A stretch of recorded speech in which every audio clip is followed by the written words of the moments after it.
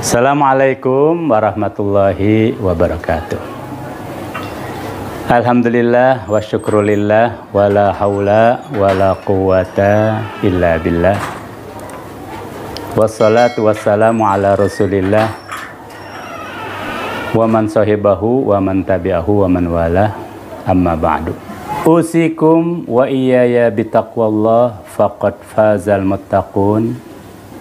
Wattaqullah haitsu qala fi muhkami kitabihil karim wa huwa asdaqul qailin ba'da an a'udzu billahi minasy syaithanir rajim.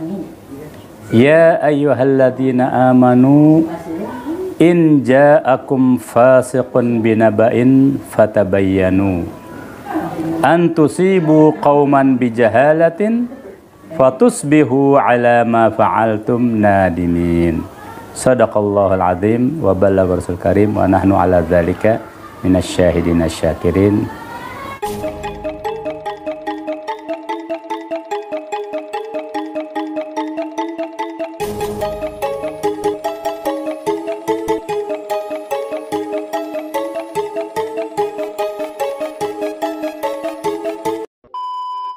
Hadirin sekalian yang dirahmati oleh Allah,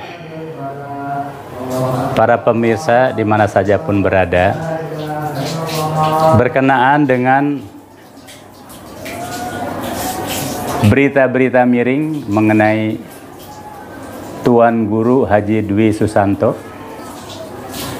maka dalam hal ini saya Muhammad Mustafa bin Abdullah bin Nuh terpanggil untuk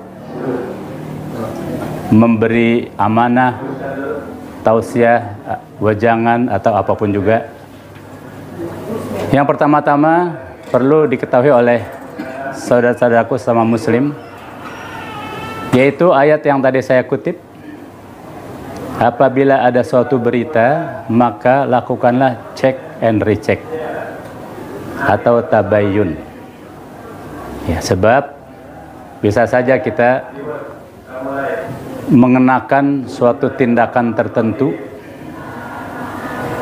kepada satu pihak berdasarkan kekeliruan kita, bijahalatin, kekeliruan kita, kemudian nanti akhir-akhirnya kita akan menyesal. Jadi tabayun di sini amat sangat diutamakan bagi siapapun juga. Jangan begitu saja menelan berita, apalagi sekarang zamannya zaman yang dimana orang bebas melakukan kedustaan, bahkan kedustaan disemburkan dengan begitu masif sehingga kita mengenal istilah fire hose of falsehood, semburan kedustaan. Ya, bisa saja hal-hal yang kedustaan karena disemburkan setiap saat, maka publik pun merasa bahwa itu adalah suatu kebenaran, padahal tidak.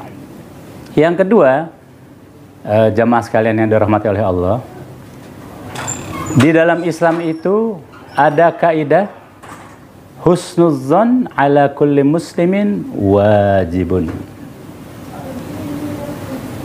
Berbaik sangka kepada setiap muslim itu hukumnya wajib. Ya, wajib artinya mendatangkan pahala kalau dilakukan. Kebalikannya, su'udzon ala muslimin haramun. Berburuk sangka kepada orang muslim, kebalikannya adalah haram. Sehingga kita berdosa.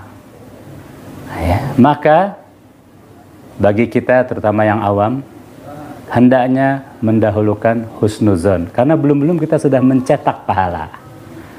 Kalaupun pihak yang kita husnuzoni itu ternyata memang dia salah, toh pahala kita tidak gugur karena kita sudah melakukan kewajiban yaitu husnuzon. Ya, pihak yang salah kita serahkan kepada Allah, biar Allah yang menindaknya. Ya.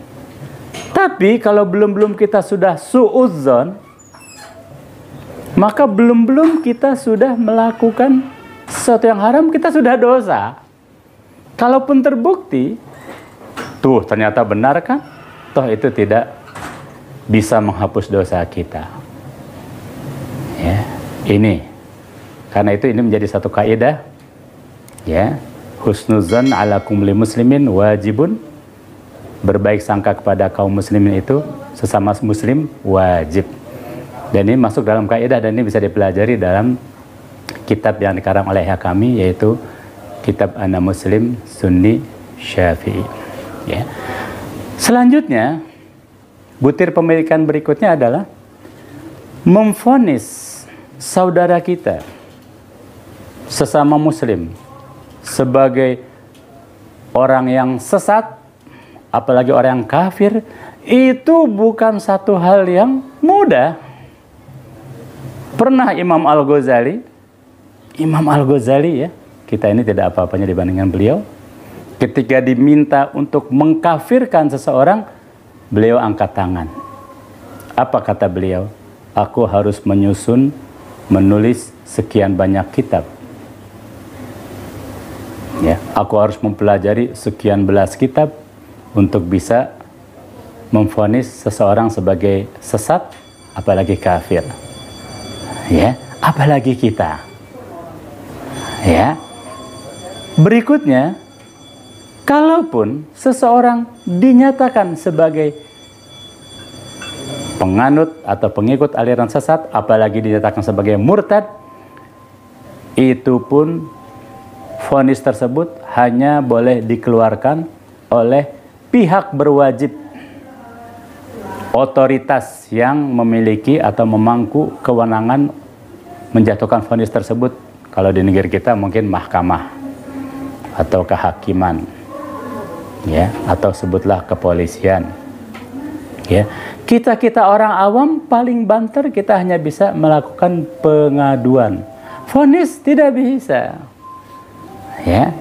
Nah, berdasarkan beberapa butir pemikiran ini, kembali kepada apa yang berita-berita miring yang menimpa kepada guru kita, Tuan Guru, saya menyebutnya Tuan Guru Haji Dwi Susanto, maka saya bersaksi bahwa beliau adalah seorang muslim, bahkan beliau seorang nahdiyin kultural, ya, artinya berfaham ahlus sunnah wal jamaah. Hanya beliau ketika memberi motivasi, ketika memberi wejangan, ketika memberi nasihat, ketika memberi konsultasi, atau ketika mungkin beliau mengobati dalam tanda kutip, menangani pasien yang bermasalah, mungkin saja beliau menggunakan kearifan lokal. Ya, contohnya yang diberitakan di FIFA itu sebenarnya bagi kolot bareto, kata orang Sunda, leluhur dahulu, itu sudah biasa dilakukan. Itu yang disebut dengan dicamak. Tapi anak-anak sekarang saja barudak ngora ayeuna teu wauheun deui, tidak kenal dengan kearifan lokal seperti itu, karena kebanyakan generasi muda sekarang mungkin sudah tercerabut dari akar budaya, terutama akar budaya kejawaan, kenusantaraan, kesundaan. Ya. Jadi termasuk misalnya dengan centong atau apa, itu bagi kita pengamat budaya itu sudah biasa. Ya, tinggal bagaimana kita dengan arif menilai hal tersebut. Tapi itu tadi ya, kedepankan husnuzan. Barangkali cukup sekian dari kami. Semoga hal ini bisa memberi pencerahan tersendiri. Ya, jangan sembarang menelan berita, apalagi jangan sembarang mengumbar fitnah, karena tanggung jawab akhiratnya berat sekali kepada sesama saudara kita. Semoga Allah memberi taufik kepada kita, semoga Allah mencerahkan jalan kita. Wallahul muwaffiq ila aqwamit thoriq wa bihi al-hidayah wal irsyad wat taufiq wal afu minkum. Hadanallahu wa iyyakum ajmain. Wassalamualaikum warahmatullahi wabarakatuh.